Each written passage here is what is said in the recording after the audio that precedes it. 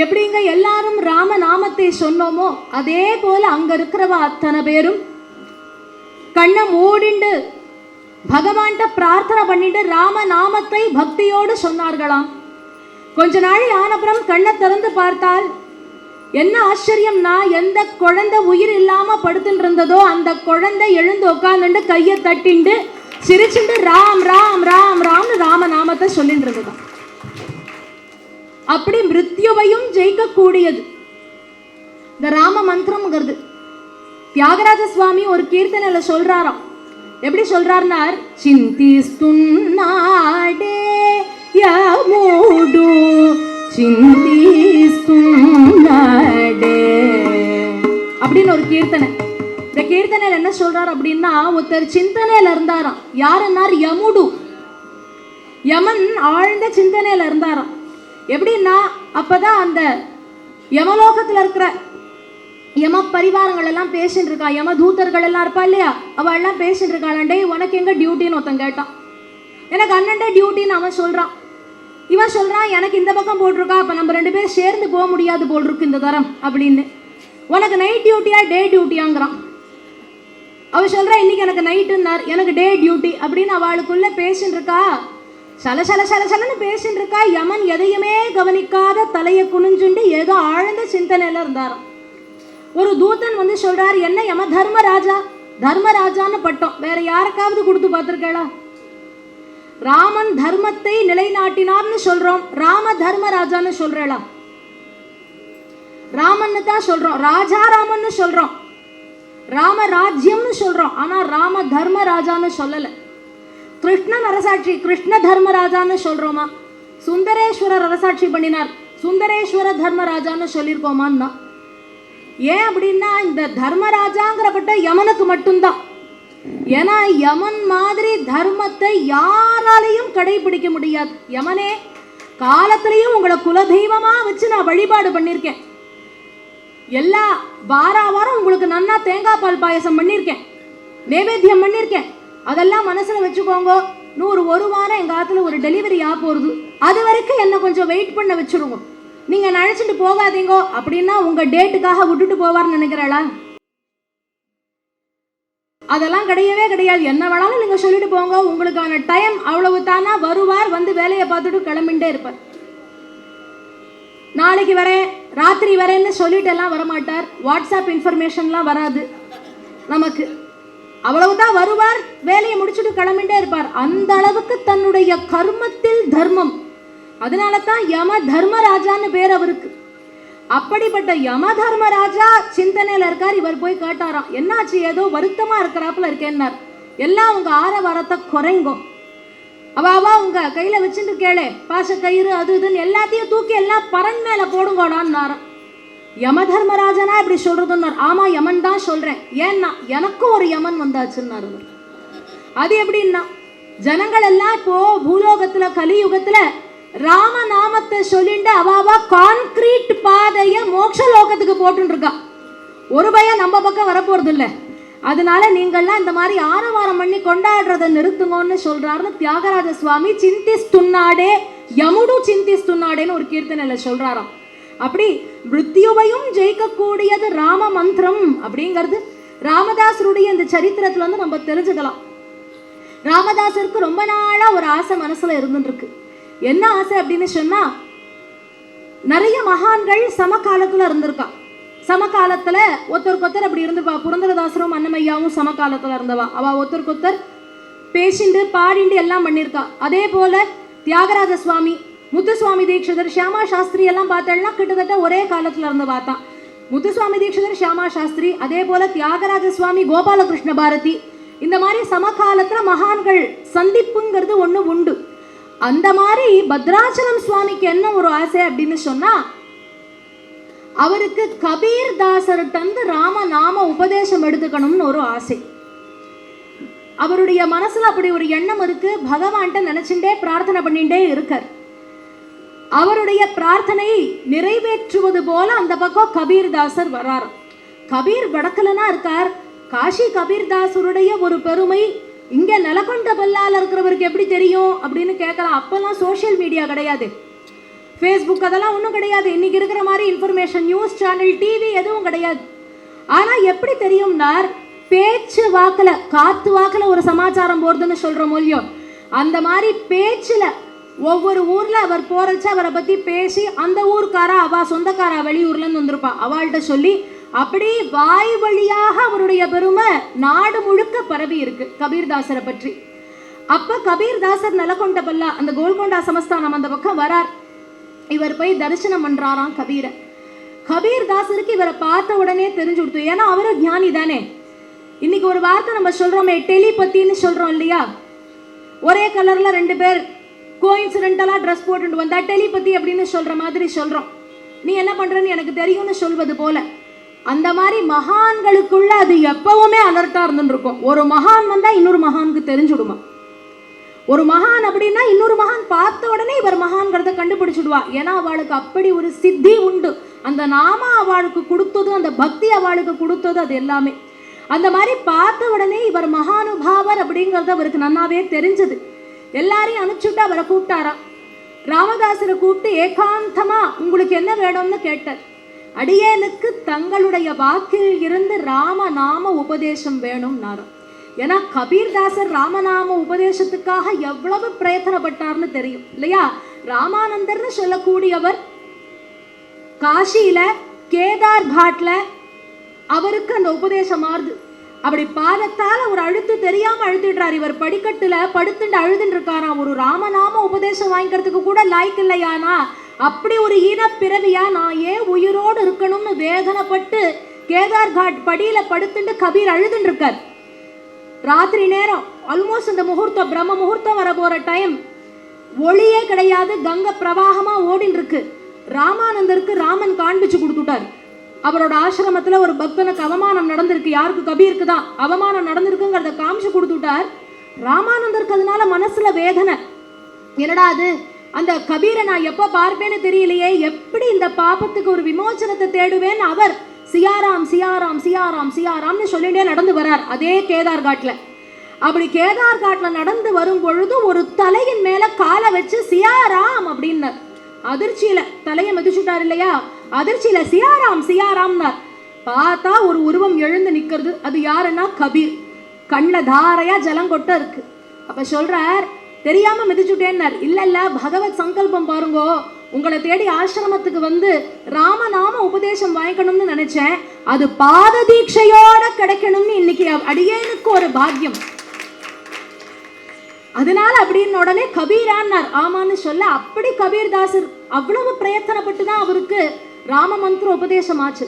அதே ராம மந்திரத்தை கபீர்தாசரால நமக்கு ஒரு உபதேசம் கிடைச்சதுன்னா அதை விட மேன்மை என்ன இருக்க போறது அப்படின்னு சொல்லி அடியேனுக்கு தங்களிடத்தில் இருந்து உபதேசம் எடுத்துக்கணும்னு ஒரு ஆசைன்னு சொல்ல ராம நாம உபதேசமானதை கபீர்தாசர் ராமதாசருக்கு எடுத்து கொடுக்கிறார்.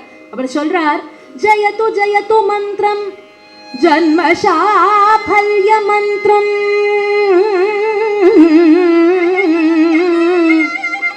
ஜயது ஜயது மந்திரம் ஜன்ம சாஃல்ய மந்திரம் ஜனன மரண வேத க்லேஷ விச்சேத மந்திரம் சகல நிகம மந்திரம் சர்வசாஸ்த்ரைக மந்திரம் சகல நிகம மந்திரம் சர்வசாஸ்த்ரைக மந்திரம் ரகுபதி நிக மந்திரம் ரகுபதி நிக மந்திரம் ராம ராமேதி மந்திரம் ராம ராமேதி மந்திரம்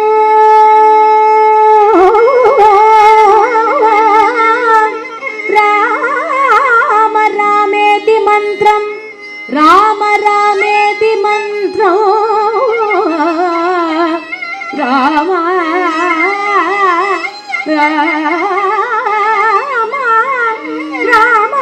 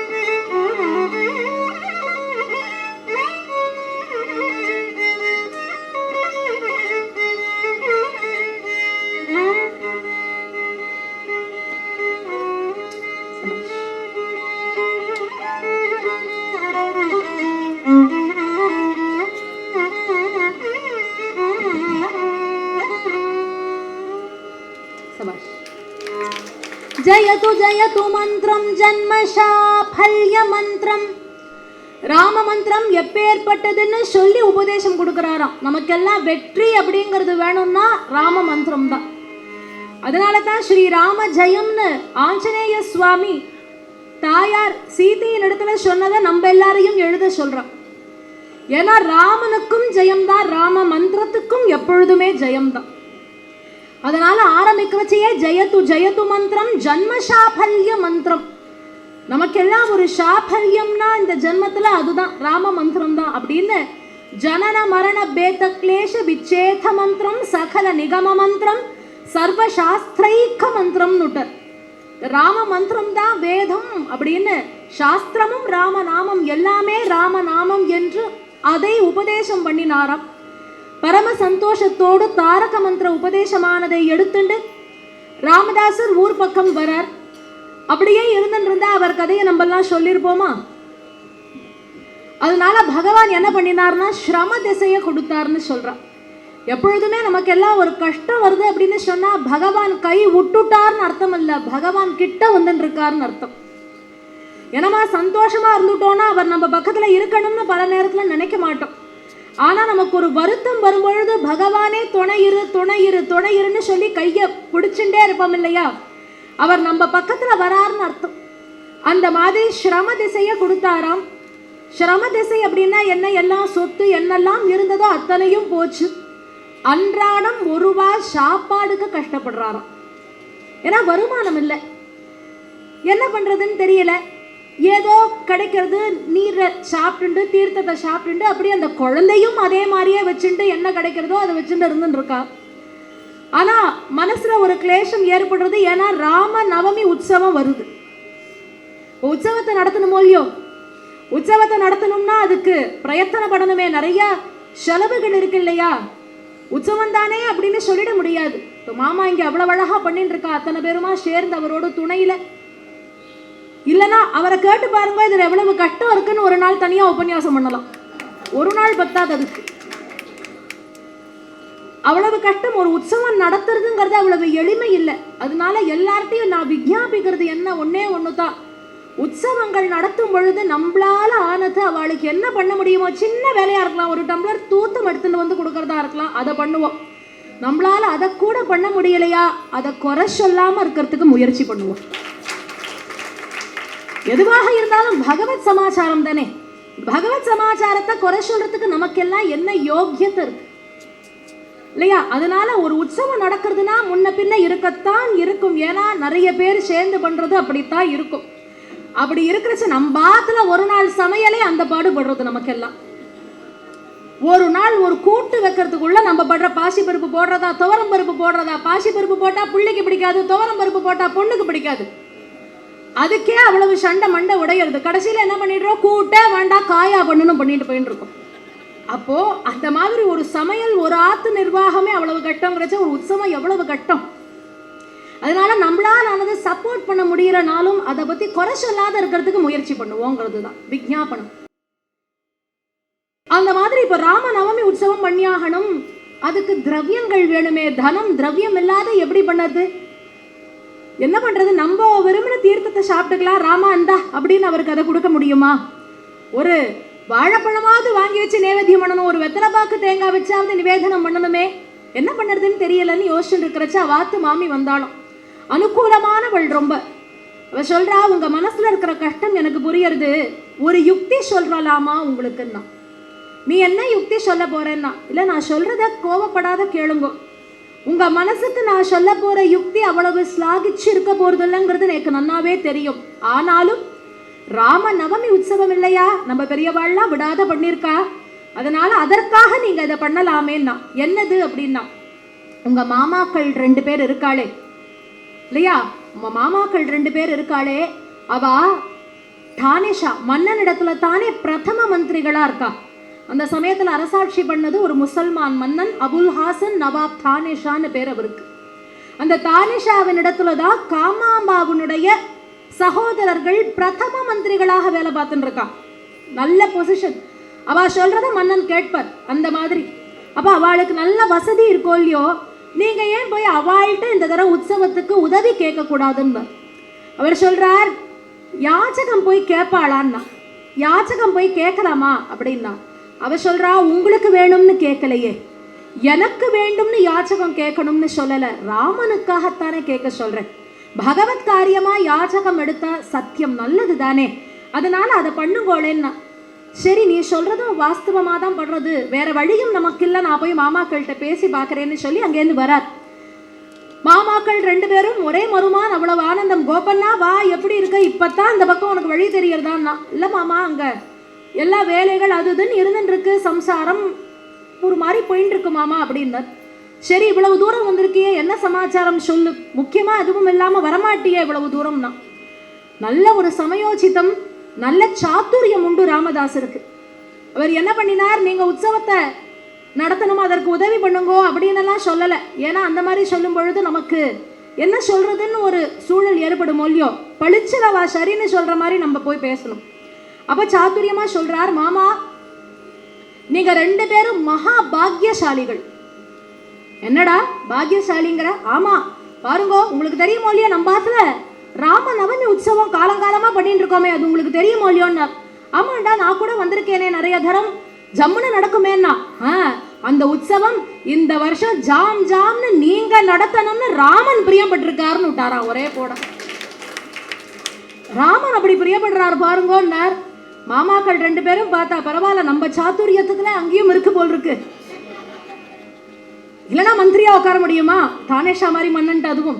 அதனால நம்ம மருமான் தானே, நம்மள மாதிரி தான் இருப்பான், அவன் சாத்துரியத்துக்கு குறைச்சல் என்ன இருக்க போறது.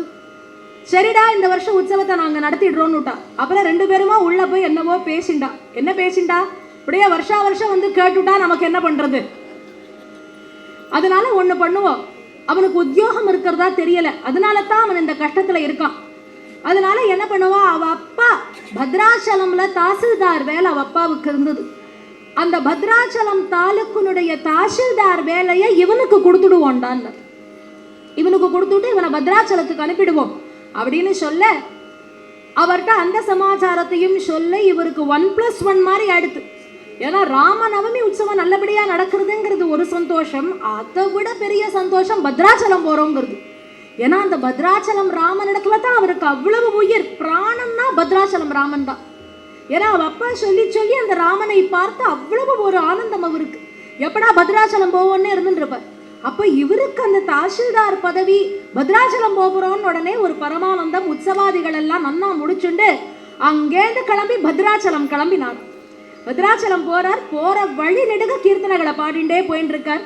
பத்ராச்சலம் வந்தாச்சு, வந்த உடனே ஊர்ல இறங்கி ஸ்நானத்தை பண்ணிட்டு சுத்தி எல்லாம் பண்ணிட்டு முதல்ல போய் ராமனை தரிசனம் பண்ணணும், சீதாராமனாக இருக்கக்கூடியவரை போய் முதல்ல தரிசனம் பண்ணணும்னு போனாராம் கோவிலுக்கு. ஆனந்தப்படணும் இல்லையோ, ராமனை பார்த்துட்டு வேதனைப்பட்டாராம். ராமனை பார்த்தா சந்தோஷமா இருக்கு, ஆனா கோவிலை பார்த்தா வேதனையா இருக்கான்.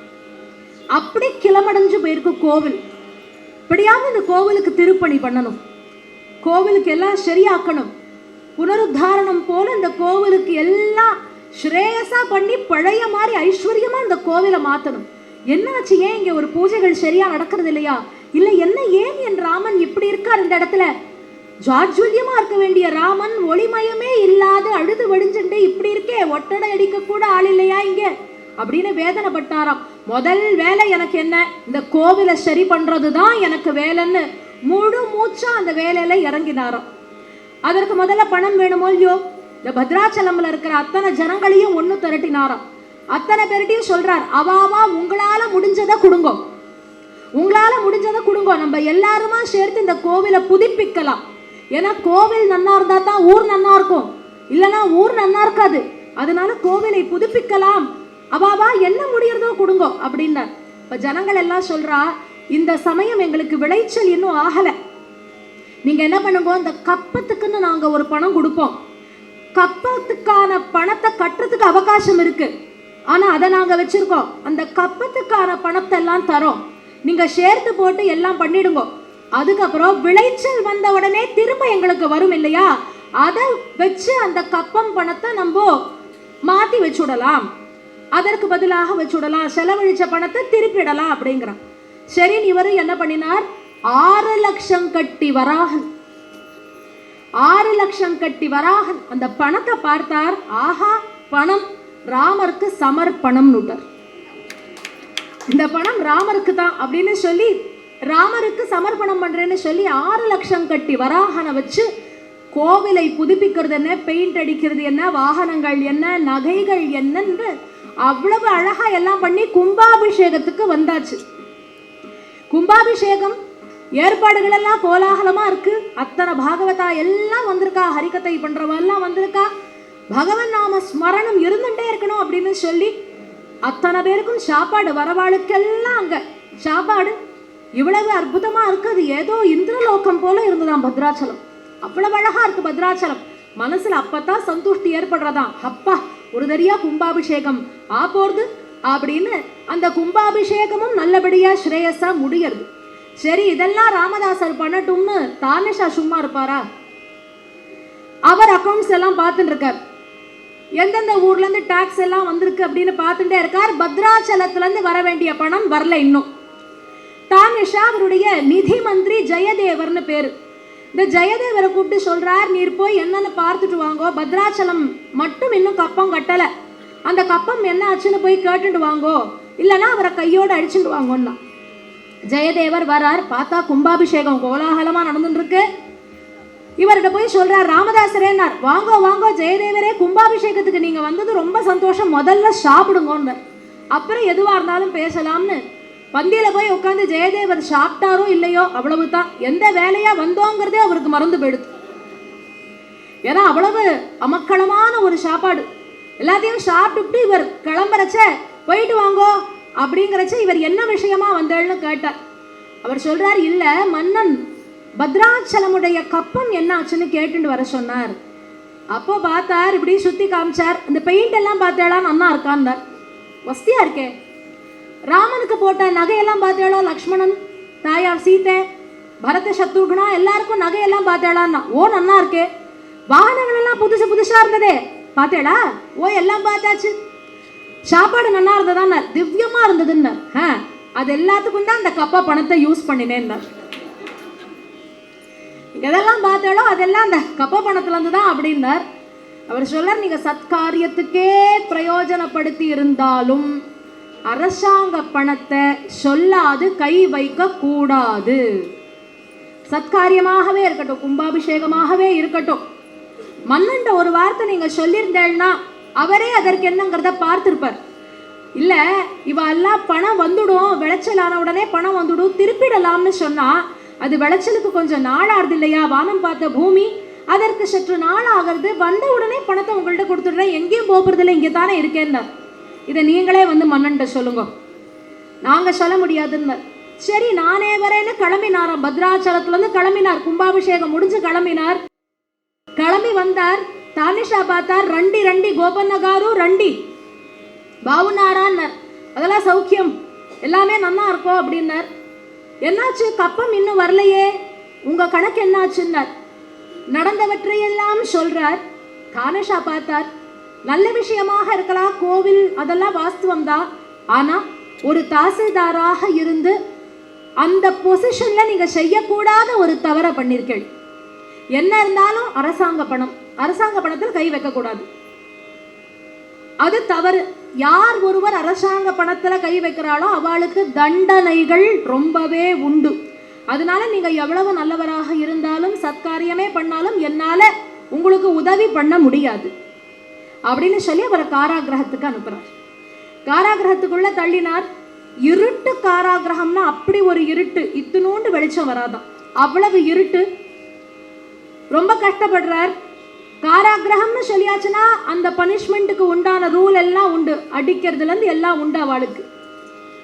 அந்த மாதிரி இவர் காராகிரகத்துல அந்த 12 வருஷ காலம் இருக்கார். 12 வருஷ காலத்துல தான் அத்தனை கீர்த்தனைகள் பாடுறார். அவருக்கு காராகிரகத்துல இருக்கோமேங்கிறது கூட கவலை இல்லை, ராமரை தரிசனம் பண்ண முடியலையேங்கிறது தான் கவலை. பத்ராச்சலம் ராமனுக்கு இவ்வளோ பண்ணிட்டு அந்த ராமனை பார்க்க முடியலையே, நம்பாத்துல இருக்கிற ராமனை தரிசனம் பண்ண முடியலையே, உற்சவாதிகள் பண்ண முடியலையேங்கிறது தான் வருத்தம். ஒவ்வொரு நாளும் அதனால ராமன்ட்ட பிரார்த்தனை பண்ணுவாரா, எப்படியாவது இங்கேருந்து வெள்ள கொண்டு வருது உன்னுடைய வேலை தானே, இது நியாயமாங்கிறார். ஏ தீருகனு ದಯಜೂಚಿ ದೇವೋ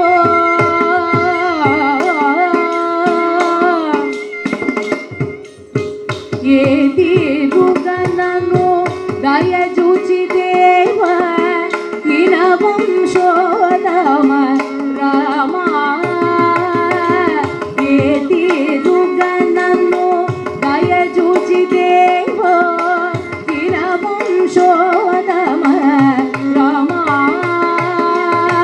ನಾಥ ರಾಮ ಭವ ಸಾಗರ ಮೀದನು ನಾಥ ರಾಮ ಭವ ಸಾಗರ ಮೀದನು ನಳಿನ ಕಲೇಕ್ಷಣ ರಾಮ ನಳಿನ ಕಲೇಕ್ಷಣ ರಾಮ ಕ್ರೂರ ಕರ್ಮ ಮುಳು ನೇರಕ ಜೇಸಿತಿ ನೇರ ಮುಳಜತು ರಾಮ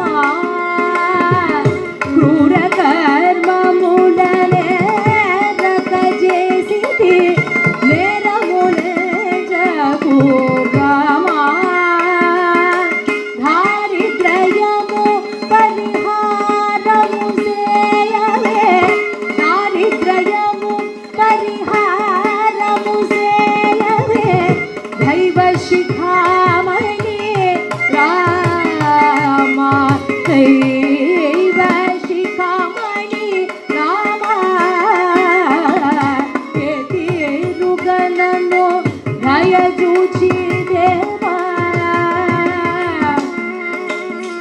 ವಾಸವನುತ ರಾಮದಾಸ ಪೋಷಕ ವಂದನಂ ಅಯೋಧ್ಯ ರಾಮ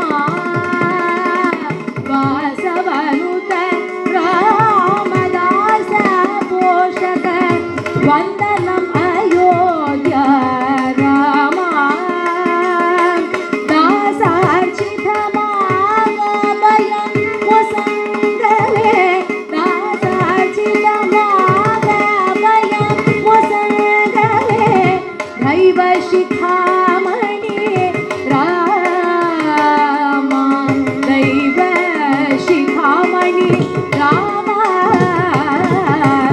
ಏತಿರುಗನನು ದಯಜೂಚಿ ದೇವೋ ಹಿರ ವಂಶೋದಮ ರಾಮ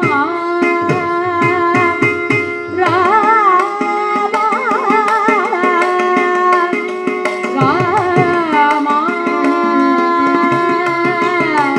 ರಾಮ ರಾಮ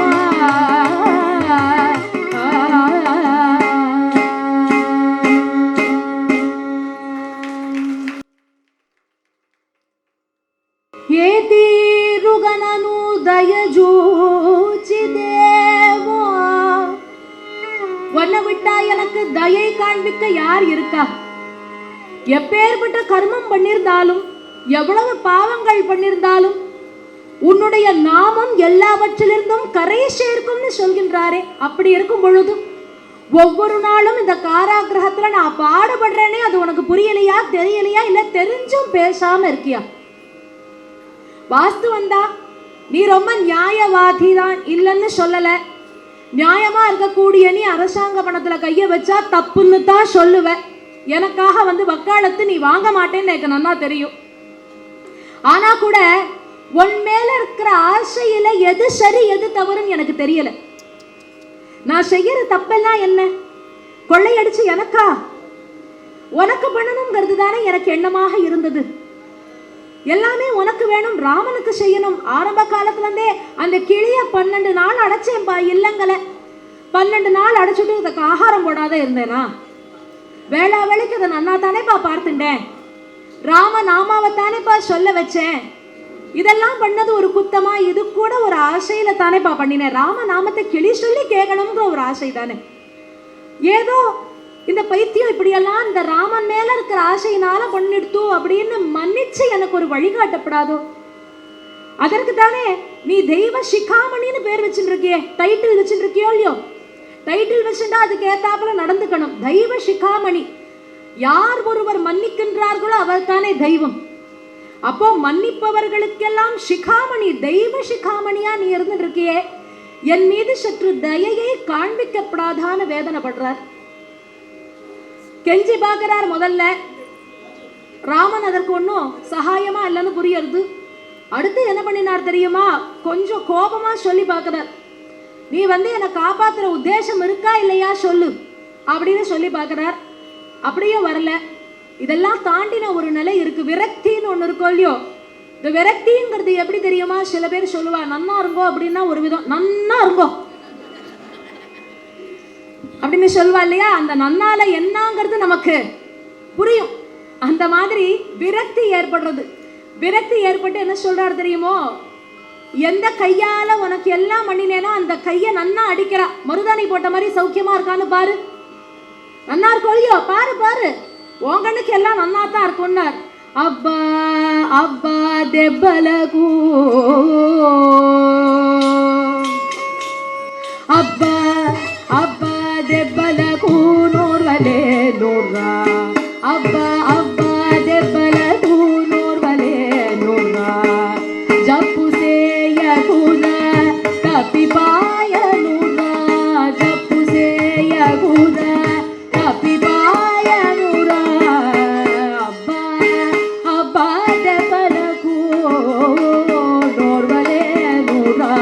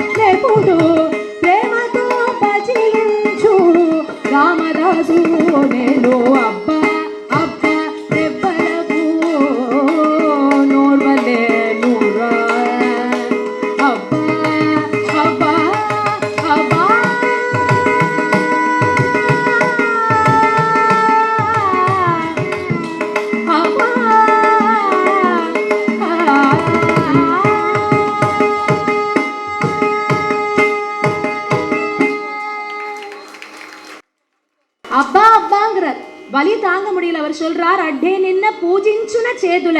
இந்த எந்த கையால பூஜை பண்ணேனோ, எந்த கையால உனக்கு எல்லாம் பண்ணேனோ, அந்த கையில நன்னா இரும்பு கம்பிய பழுக்க காய்ச்சி சூடு போடுறான். நல்லா இருக்கா பாக்கிறதுக்கு? அழகா டிசைன் மாதிரி இருக்கான்னு கேட்கிறார். சரணாகதத்ரான பிருதாங்கி. ஓஹோ, உனக்கு ஒரு டைட்டில் இருக்கும் இல்லையோ, சரணாகதத்ரான பிருதாங்கி. யாரெல்லாம் சரணடைகிறாளோ அவளை காப்பாற்றக்கூடியவன் உனக்கு அந்த டைட்டில் கொடுத்துருக்கா. உனக்கு கொடுத்துருக்காளாப்பா? அப்படி ஒன்றும் இருக்கிறதா தெரியலையே. பார்த்தார், விரக்தி தாண்டின ஒரு நிலைக்கு போனார். கடைசியில சொல்றார், ஏண்டாப்பா ராமான்னு விட்டார். ஏண்டாப்பா ராமா, நான் என்ன எங்காத்து மாமிக்கு நகை போட்டேனா? 6 லட்சம் கட்டி வராகனை வாங்கி எனக்கு வீடு கட்டிண்டேன்னா, எங்க ஆத்து மாமிக்கு ஒரு நெக்லஸ் வாங்கி போடல, உங்க ஆத்து மாமிக்கு போட்டிருக்கேங்கிற, சீதைக்கு போட்டிருக்கேன் சொல்றார். கணக்கு சொல்றார், 10,000 வராகன் கணக்கு எழுதிக்கிறியாங்கிறார். 6 லட்சத்துக்கு 10,000 வராகன் மதில் சுவர் கட்டியிருக்கேன், கோபுர செலவுகள் அதெல்லாம் பண்ணிருக்கேன்.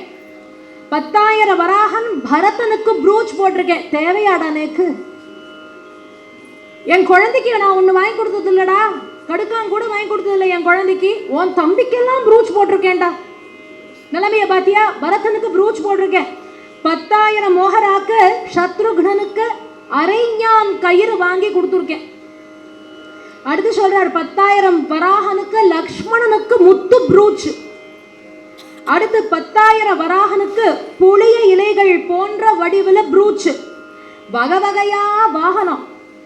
சீத்தைக்கு அத்தனை நகை போட்டிருக்கேன். எல்லாத்தையும் சொல்லிட்டு கடைசியில கேட்கிறார், மீ தன்றி தசரத மகாராஜு பெட்டேனா, மீ மாமா ஜனக மகாராஜு பம்பேனான்னு.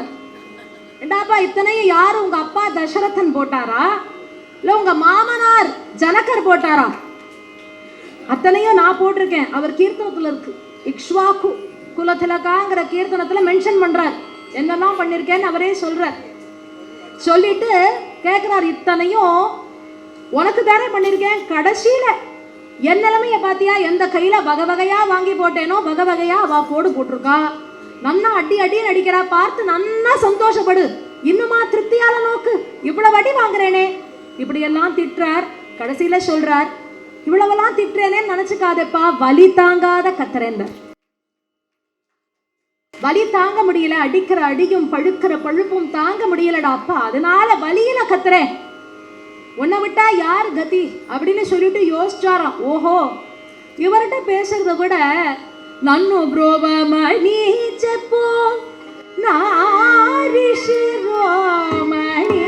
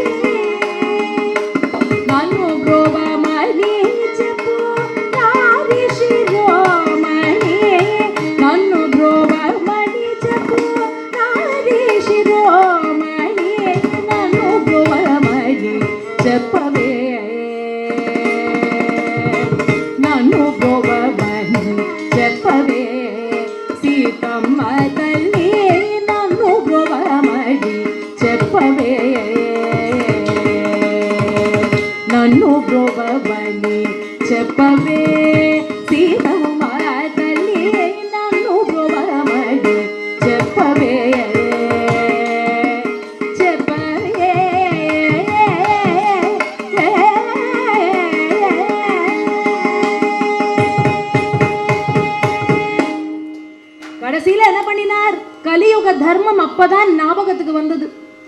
கலியுகத்துல என்ன தர்மம்னார், சுவாமிகிட்ட போனா வேலை நடக்காது, மாமிகிட்ட போனா தான் வேலை நடக்கும். அதனால பார்த்தார், தாயார் சீதைட்ட சொல்றாராம், நன்னு புரோவ மணி செப்பவேன்னார். அம்மா என்ன காப்பாத்த சொல்லி உங்க ஆம்படையாண்ட ஒரு வார்த்தை போடு. நீ பாட்டுல அவர் ரொம்ப கோபமா இருக்கிற நேரத்திலயோ பதட்டமா இருக்கிற நேரத்திலேயே போய் சொல்லிடாத. ஏதாவது அக்கௌண்ட்ஸ் பார்த்துட்டு இருப்பார், ராஜா ஊழியோ இது சரியா இருக்கா அது சரியா இருக்கான்னு பார்த்துட்டு இருப்பார். அங்க என்ன பிரச்சனை இங்க என்ன பிரச்சனைன்னு கேட்டுட்டு இருப்பார். அந்த மாதிரி நேரத்துல போய் ராமதாசர் அப்படின்னு சொல்லிடாத, எனக்கு எல்லாம் தெரியும் அப்படின்னு விடுவார். அந்த மாதிரி நேரத்துல சொல்லாத. கோபமா யாரையாவது போடு போடுன்னு போட்டுட்டு இருப்பார், அப்பையும் போய் சொல்லிடாதே. ராத்திரி ஏகாந்தமா நீ பாத சேவனம் பண்ணுவ தெரியுமா? எவ்வளவு கோபம் இருந்தாலும் எவ்வளவு பதட்டம் இருந்தாலும் உன் கைப்பட்ட உடனே அவருக்கு அத்தனையும் குளுமையாகி சாந்தமாகுமோ இல்லையோ, அப்படி சாந்தமா உன்னிடத்துல சிரிச்சு பேசின்னு இருக்கிறச்ச ஏன்னா ராமதாசர்னு ஒரு வார்த்தை சொல்லு. ராமதாசர்னு ஒரு தூரம் நீ கதையெல்லாம் சொல்ல வேண்டாம். ராமதாசர் ஒரு பார்வை பாருங்கோளே, நன்னு புரோபமணி செப்பவேன்னார். யார்கிட்ட? சீதம்மா தள்ளி நன்னு புரோபமணி செப்பவே. நன்னு புரோபமணி நாரி சிரோமணின்னார். பெண்கள்ல சிரோமணி ஆகும். அப்படிப்பட்ட சிரோமணி ஆனவள்கிட்ட சொல்றார் நன்னு புரோபமணி செப்பவேன்னார். பார்த்தார், ராமபத்ரராரா ஸ்ரீராமச்சந்திரராரா தாமரசலோச்சன சீதா சமேதராரா முது முதுகா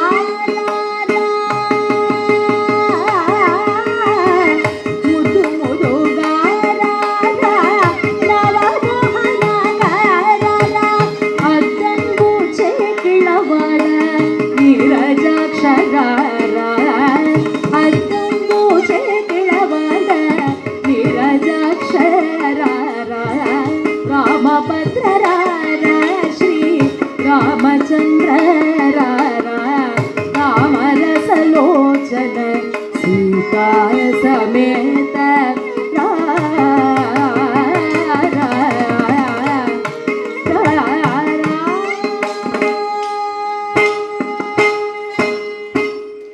ராமபத்ரராரா வரல, ராமச்சந்திரரா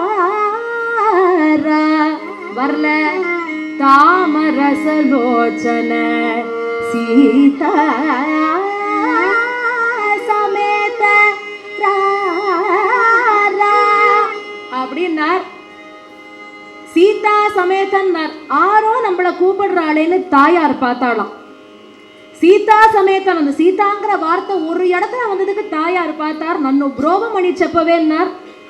பார்த்தா சுவாமி இனிமேலும் ராமதாசனை கஷ்டப்படுத்தக்கூடாது, நீங்க கிளம்புங்க, நீங்க போய் ராமதாசனுக்கு ஒரு வழியை பண்ணுங்கன்னு. ராமர் சரி சரின்னு நன்னா தலையாட்டிட்டு அங்கேயே நின்று இருக்காராம். என்ன நான் கிளம்புங்கோ கிளம்புங்கோங்கிறேன், என்னையே பார்த்துட்டு நின்று இருக்கேளேன்னா. பின்ன உன்னை தான் பார்க்கணும். என்ன சொல்றேன்னா, ராமதாசனுக்கு என்ன பிரச்சனை? பணம் இல்லையோ? அப்ப ஐஸ்வர்யம்னா மாமி நீ கொடுத்தா தானே உண்டுங்கிறார் அவர். ராமருக்கே அதே கதி தான். ஏன்னா தாயார் சீதை மகாலட்சுமி இல்லையா, அவ மனசு வச்சா தானே உண்டு. அவ என்ன பண்ணினாளா, புடவையிலேருந்து ஒரு ஓரம் ஒரு தலப்புல அப்படி ஓரமா கொஞ்சோண்டு கிழிச்சாலாம். கொஞ்சோண்டு கிழிச்சா, கிழிச்சுட்டு என்ன பண்ணினா இந்தாங்கோன்னு ராமர்கிட்ட கொடுக்கலையாம். பக்கத்துல லக்ஷ்மண சுவாமி இருந்தார். லக்ஷ்மணனை கூப்பிட்டு இந்தாங்கோ பத்திரமா வச்சுக்கோங்கன்னாராம். இப்படி லக்ஷ்மணன் குழப்பமா பார்க்கிறார், ராமன் குழப்பமா பார்க்கிறார். கேட்டதுன்னா கொடுத்தது லக்ஷ்மணன்ட்ட அப்படிங்கிற மாதிரி பார்த்தாராம். லக்ஷ்மணன் வாயை விட்டு கேட்டுட்டார், ஏன் மண்ணி அண்ணாட்டியே கொடுக்கலாமே, அண்ணா தான் இருக்காரே அவர்கிட்ட கொடுங்கோளே அப்படின்னா. அப்ப ஒரே வார்த்தை சொன்னா, உங்க அண்ணா தானே போரும் எனக்கு அப்படின்னா. என்ன மண்ணின்னா, இல்ல இதை உங்க அண்ணாட்ட கொடுப்பேன், எடுத்துட்டு போயிட்டு இருப்பார். போற வழியில வேறவனாவது கிருஷ்ணாராமா கோவிந்தான்னு போறோம், இறங்கி அவாள்கிட்ட இதை கொடுத்துடுவார். ராமதாசன் பாடு திண்டாட்டம், இதற்கெல்லாம் நீங்க தான் சரி, உங்க கையில இருக்கட்டும் நாளாம். ராமர் ஒரு புன் உருவல் அப்படி சிரிச்சுட்டு ரெண்டு பேரும் கிளம்பினா. கிளம்பி டானேஷாவினுடைய அரண்மனைக்கு வந்தாச்சு. நள்ளிரவு நேரம். எப்படி வந்தா தெரியுமோ, ரெண்டு பேரும் சேட்டு மாதிரி அவள் அலங்காரம் பண்ணிட்டு வராளாம். காலங்காலமா பணம் எடுத்துட்டு வரதா இருந்தா யாருன்னு பாருங்க. ராமதாசர் சரித்திர காலத்துலேருந்தே அப்படிதான் இல்லையா, சேட்டுகளா வந்திருக்கா ரெண்டு பேரும். ராமோஜி லக்ஷ்மணோஜின்னு பேர் வச்சுட்டு ரெண்டு பேரும் அப்படி வரா, கடன் அடைக்கணும் அப்படிங்கிறதுக்காக வரா. நள்ளிரவு நேரம் தானேஷா அந்தபுரத்துக்கே வந்துட்டாளாம். தானேஷா தானேஷான்னு ஒரு குரல் கேட்கறது. யாருடா இந்நேரம் அந்த புறத்துல, எல்லாரையும் தாண்டிட்டு எல்லாம் வர முடியாதே, விடமாட்டாளே நம்ம வீரர்கள் எல்லாம், யாருன்னு வெள்ளம் வந்து பார்த்தா தேஜோமயமா ரெண்டு பேரும் நின்று இருக்கா. விஷாலமான நேத்திரங்கள், சிமிழ் மாறி அப்படி மூக்கு, அழகான இதழ்கள், சுருண்ட கேசங்கள். அப்படி பார்த்தாலே ரெண்டு பேருக்கும் பௌருஷம் தெரியறது. அதே சமயத்துல சௌலபியம் இருக்கு, லாவண்யம் இருக்கு, எல்லாம் சேர்ந்து ஒருத்தர் நிக்கிறா. இவாளை பார்த்தாலே சாமானியமானவாளா தெரியல. ஆனாலும் டானேஷாக்கு புரியல. யாருப்பா நீங்க, எதற்கு வந்திருக்கேன்னா, நாங்க ராமதாசர் கடன் அடைக்க வந்திருக்கோம்னா. அது இந்த வேலைக்கு அடைக்க வருவேளான்னார். எந்த வேலைக்கு வந்தா என்ன, உமக்கு தேவை பணம் தானே, எடுத்துன்னு வந்திருக்கோம்னா. இப்படி பார்த்தாராம். பணம் எடுத்துட்டு வந்திருக்கோம்னா பையி பெட்டி ஏதாவது இருக்கணுமோ இல்லையோ, இல்லை சூட்கேஸ் பேக் எதையும் காணுமே, எதில் பணத்தை எடுத்துன்னு வந்திருக்கா அப்படிங்கிற மாதிரி பார்க்குறாரு. இப்படி ஓ பணம் இருக்கா இல்லையான்னு பார்க்குறியா லக்ஷ்மணா அப்படின்னார். இந்தாங்கோண்ணா அப்படின்னு கொடுத்தார். ஒரு துண்டு இத்தினோண்டு, அந்த புடவை அந்த வஸ்திரத்துலேருந்து அந்த துண்டு துணோண்டு இருக்கு. எவ்வாறு இப்போ கடன் அடைக்கிறேன் பார் அப்படின்னு சொல்லி அதை அப்படி ஒரு தரம் பண்ணினாராம். அப்படி ஒரு தரம் அப்படி ஆக்கினார். அது தனம் மழை பொழியறதா அங்க, சரசர சரசர சரசரன்னு பொழியறது. இவருக்கு ஒன்றும் புரியல. நீங்க யாரு, என்னத்துக்கு ராமதாசர் கடனை நீங்க அடைக்கணும்னு கேட்டார். நியாயமான கேள்வி தானே. ராமதாசருக்கு நீங்க என்ன ஒரு மன்னன் இஷ்டத்துக்கு காசு வாங்கிட முடியுமா? அவன் தர்மத்தை பாருங்க. ஆரோ ஒருத்தன் வந்து கொடுத்தானா வாங்கி வச்சுப்போம். இல்ல, நீங்க யாரு, என்ன பணம் இதுன்னு எனக்கு தெரியணும், நல்ல விதத்துல வந்த பணமானு தெரியணும், எதற்கு நீங்க ராமதாசருக்காக வந்து எனக்கு கடனை தீர்க்கிறேன்னு தெரியணும்னு அவர் சொல்றார். நாங்கெல்லாம் ராமதாசருக்கு கடன் பட்டவான்னாரா பகவான். ராமதாசருக்கு கடன் பட்டவர்கள் நாங்கள்னா. என்னது, ராமதாசர் உங்களுக்கு கடன் கொடுத்திருக்காரா? எப்படி, எனக்கு புரியல. இப்ப இல்ல, பாட்டன் முப்பாட்டன் காலத்துல இருந்து அவளுக்கு நாங்க கடமைப்பட்டிருக்கிறவான்னார். பாட்டன் முப்பாட்டன் காலத்துல இருந்து அவளுக்கு கடமைப்பட்டிருக்கிறவா, அதனால வட்டியும் முதலமா வச்சிருக்க, எண்ணி பாருன்னார். எண்ணி பாருன்னார். இல்ல சரியா எண்ணி பாரு, ராமனோல்யோ பர்ஃபெக்ஷன் எல்லாத்துலயும் எண்ணி பாருன்னார். உட்காந்து என்றார் தானேஷா, எல்லா பணத்தையும் எண்ணினார். சரியா இருக்கு வட்டியும் முதலுமா? சரி. கடனை அடைச்சாச்சோ இல்லையோ? அடைச்சாச்சு. எனக்கு டாக்குமெண்ட் கொடுன்னார் அவர். கடன் அடைச்சாச்சுங்கிறதுக்கான அக்ரெடிஷன் எனக்கு கொடு, பில்லு கொடுங்கிறார். நான் என்ன பண்ணுவேன், நீங்க தூங்குற வேலைக்கு வந்திருக்கேள், தூங்குற வேலைக்கு வந்திருக்கேள், எல்லா சீல் எல்லா சமாச்சாரமும் இங்கெல்லாம் அங்கெங்கேயோ இருக்கு, நான் என்ன பண்ணுவேன், சீல் வச்சிருக்கேளான்னு கேட்டார். அது எப்போதும் கையோடு இருக்கும் அவளுக்கு, சீல் இருக்கு. பார்த்தார் அந்த பக்கத்துல காளாஞ்சின்னு அந்த காலத்துல சொல்லுவா. இந்த காளாஞ்சிங்கிறது என்னன்னா, தாம்பூலம் போட்டுட்டு இருந்த உமிழ துப்புவா, அதுக்கு பேர் காளாஞ்சின்னு பேரு. இந்த காளாஞ்சியை பார்த்தார், அதுல உமிழ் இருந்தது, செக்கச்செவேர்னு இருந்தது. ராமதாசரின் கடன் தீர்க்கப்பட்டது, ராமோஜி லக்ஷ்மணோஜியால் தீர்க்கப்பட்டது அப்படின்னு எழுதி அந்த காளாஞ்சியில இருக்கிற உமிழ்ல முக்கி சீலை போட்டு கொடுந்தாலும். நம்மெல்லாம் ராமதாசரனுடைய உயர்வை நினைக்கிறோமே, டானேஷாவுக்கு என்ன பாக்கியம் பார்த்தா. இன்னும் ராமதாசரை கூட போய் பார்க்கல, டானேஷாக்கு தான் முதல் தரிசனம். டானேஷா உமிழ் அவர் துப்பின அந்த சீலை இவர் கையால வாங்கிட்டு போறார். வாங்கிட்டு மறைஞ்சுட்டாராம். டானேஷாக்கு வேலை வளர்த்து போச்சு, என்னாச்சுன்னு தெரியல, யாரும் தரல. விறுவிறுன்னு ராமதாசர்கிட்ட ஓடினார். ராமதாசரே மீரு தன்யுடுன்னார்.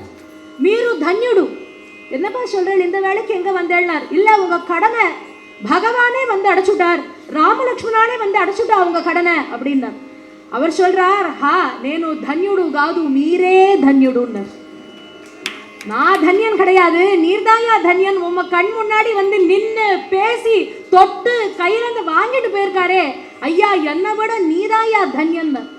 அவருக்கு ஏன் கிடைச்சதுன்னா, பூர்வத்துல 1008 குடம் பரமேஸ்வரனுக்கு அபிஷேகம் பண்றாராம். 1007 குடம் பண்ணிட்டார். அங்க எழுதி வச்சிருந்த 1008 குடம் அபிஷேகம் பண்றவாளுக்கு பரமேஸ்வரன் பிரத்யட்சமாவான்னு. இவர் 1007 குடம் பண்ணிட்டார். இந்த 1008வது குடம் பண்ணும் பொழுது மனசுல ஒரு சந்தேகம் வந்தது, என்ன ஒரு கை கூட தெரியலையே, ஒரு விரல் கூட தெரியலையேன்னு. இன்னும் ஒரு குடம் தானே பாக்கி இருக்கு, பிரத்யட்சமாகணும்னா ஏதாவது தெரிஞ்சிருந்தா நல்லா இருக்குமேன்னார். எப்ப மனசுல சந்தேகம் வருதோ கை வழிக்கிறது, குடம் பரமேஸ்வரன் தலையில போய் விழுந்ததாம். ருத்ராம்சமா பிரத்யட்சமானார், அபிஷேகம் எடுத்து.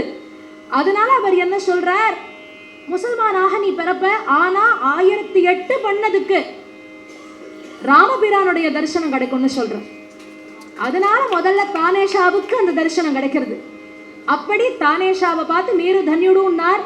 ராமதாசருக்கு மனசுல ஒரு வேதனை இருக்கு, இன்னும் ராமன் நமக்கு தரிசனம் கொடுக்கலையேன்னு. அப்படி பேசிட்டு இருக்கிற வேளையில ராமலக்ஷ்மணா வந்துட்டா, புஷ்பக விமானத்தோடு வந்தார்கள். பத்ராச்சலம் சுவாமிகள்கிட்ட சொல்றார், அவரே சொல்லிடுறார். இப்ப நான் சொன்ன கதையை ராமனே சொல்றார், கவலைப்படாதே, தானேஷாவுக்கு முதல்ல தரிசனம் கொடுக்கறதுக்கான காரணம் இதுதான் அப்படின்னு சொல்லி, உன்னுடைய பக்தி எப்பேற்பட்டது, 12 வருஷம் காராகிரகத்துல இருந்தாலும் ராமனை விடமாட்டேன் என்று விடாபிடியா கெட்டியா பிடிச்சுட்டு பக்தி பண்ணினா அவளுக்கு புஷ்பக விமான மோக்ஷலோகம் உறுதி, இனி பிறப்பு கிடையாது என்பது லோகத்துல உள்ள எல்லாருக்கும் போய் சேரணும் அப்படின்னு சொல்லி, ராமதாசருடைய புகழானது லோகம் முழுக்க இனிமே பிரசித்தியா அத்தனை பேரும் பத்ராச்சலம் ராமதாசர்னு உனக்கு புகழாரம் சூட்ட போகின்றார்கள் என்று அவருக்கு அனுகிரகம் பண்ணினாராம். அப்படிப்பட்ட பத்ராச்சலம் ராமதாச சுவாமியினுடைய ஒரு சரித்திரமானதை இப்படிப்பட்ட பெரியவாளுடைய ஒரு சந்நிதியில சொல்றதுக்கான ஒரு பெரும் பாக்கியத்தை தந்தமைக்கு கணேச சர்மா மாமாலேருந்து எல்லா பெரியவாளுக்கும் என்னுடைய நமஸ்காரம். மகாபெரியவா சரித்திரம், ஷிரடி பாபா சரித்திரம்னு இன்னும் நிறைய சரித்திரங்கள் நான் எங்க பாடம் பண்ணிப்பேன்ட்டு எங்க பாட்டிகிட்ட கேட்ட பொழுது எங்க பாட்டியே கணேச சர்மா மாமாவை தான் சொல்லுவான். நீ மாமாட்ட பண்ணிக்கோ, ஆத்தென்டிக்கா இருக்கும், அவர்கிட்ட நீ எல்லாம் தெரிஞ்சுக்கோன்னு சொல்லி, அந்த அளவுக்கு எங்க பாட்டிக்கு அவர்கிட்ட அவ்வளவு ஒரு வாஞ்சை வாத்சல்யம் உண்டு. அதனால கணேச சர்மா மாமாக்கு என்னுடைய அனந்த கோடி நமஸ்காரங்களை தெரிவிச்சுட்டு, என்னோடு பக்கவாத்தியத்தில் அந்த வயலின் ஸ்ரீ காரைக்கால் வெங்கட சுப்பிரமணியம் அவர்களுக்கும், மிருதங்கத்தில் ஸ்ரீ ஏவி மணிகண்டன் அவர்களுக்கும் என்னுடைய நமஸ்காரங்களை தெரிவிச்சுட்டு, இந்த அளவுக்காவது இந்த சரித்திரத்தை பண்ண வச்சு என்னுடைய பாட்டி தஞ்சாவூர் ஸ்ரீமதி ஜிஆர் கமலாமூர்த்தி அவளுக்கு என்னுடைய அனந்த கோட்டி நமஸ்காரங்களை தெரிவிச்சுட்டு, வந்திருந்து கேட்ட உங்க எல்லாருக்கும் என்னுடைய நமஸ்காரங்களை தெரிவிச்சுட்டு, last but never the least, எங்கள் எஃபர்ட் எல்லாம் உங்களுக்கு ரீச் ஆகுதுன்னா அதுக்கு ஆடியோவில் இருக்கிறவங்க ரொம்ப பெரிய காரணம், அவர்களுக்கும் என்னுடைய நன்றிகளை தெரிவித்துக் கொண்டு, பிரகலாத நாரதாதி பக்தோடு பொகடு சொல்வே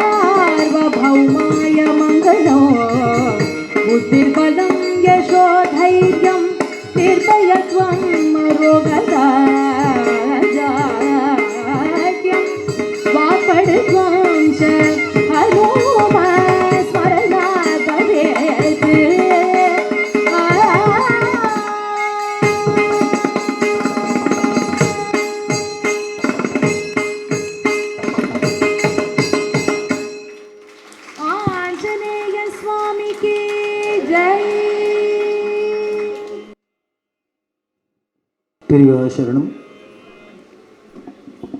மயிலை ஸ்ரீ மகாபெரிவாளோட ஆலயத்தில் ஜெயந்தி உற்சவத்தில் இன்னைக்கு 5ஆம் நாளாக சுசித்ரா பாலசுப்ரமணியரோட ஹரிகதையை கேட்டு எப்படி இருந்ததுன்னு நீங்களாம் தான் சொல்லணும், நான் சொல்லக்கூடாது.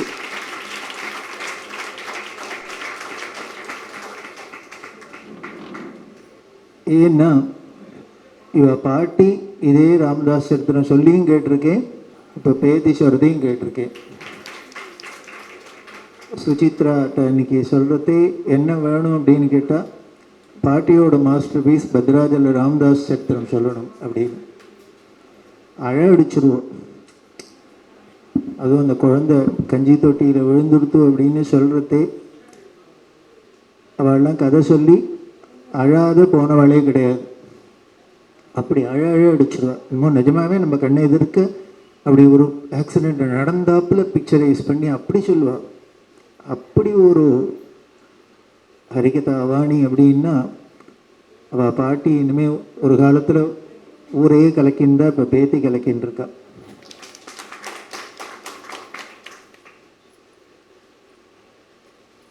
அதுதான் அங்கே அந்த பாரம்பரியம் வர்றது. இப்படின்னா இருக்கணும் அந்த பரம்பரை. அப்படின்னா தாத்தா பாட்டிகிட்ட அப்பா அம்மாட்ட என்ன நல்லது இருக்கோ அதுன்னா வரணும்.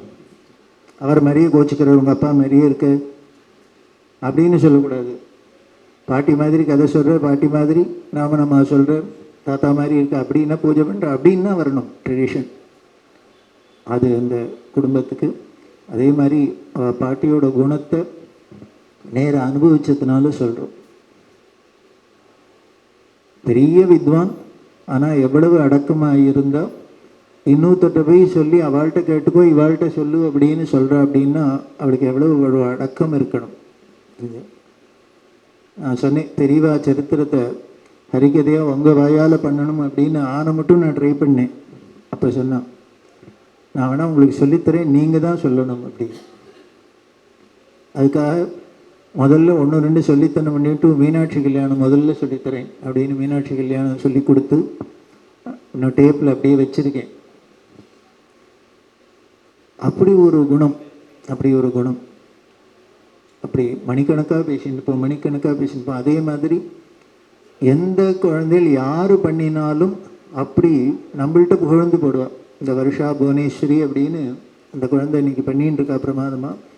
என்னை ஒரு நாளைக்கு கூப்பிட்டு மெனக்கிட்டு சொன்னான், நீங்கள் கேட்டிருக்கேளோ அந்த குழந்தை கதை சொல்கிறத, நீங்கள் அவசியம் அந்த குழந்தை சொல்கிறத கேட்கணும் அப்படின்னு. இப்படி இல்லாம் ஒருத்தரை புகழணும் அப்படின்னா என்ன ஒரு மனசு எவ்வளோ விசாலமான மனசாக இருக்கணும் அப்படிங்கிறது. அப்படி ஒரு குடும்பத்தில் பிறந்து வளர்ந்த குழந்தை அந்த குடும்ப ட்ரெடிஷனை இன்னமும் அவள் பார்த்தின்னு இருக்கான். பெரியவா அனுகிரகம் பண்ணும். அவள் இன்னும் உலகம் முழுக்கலும் அந்த தஞ்சாவூர் ஹரிகதை அப்படிங்கிறது பெரியவாசுரா. தஞ்சாவூரில் மகாராஷ்டிர டைனாஸ்டி ஆட்சி பண்ணினத்தில் 3 விட்டுட்டு போயிருக்காளாம். தமிழ்நாட்டில் தஞ்சாவூர்காரால் தஞ்சாவூர் ஜில்லாவில் மகாராஷ்டிரா டைனாஸ்டிந்து மராட்டிக்கார ஆட்சி பண்ணியிருந்தா அங்கே இருந்தாங்கிறதுக்கு 3 இன்னும் சாம்பிளாக வச்சுட்டு போயிருக்காளாம். அது என்னென்ன, ஹரிகதை, டாங்கர் பச்சடி, ரசவாங்கி.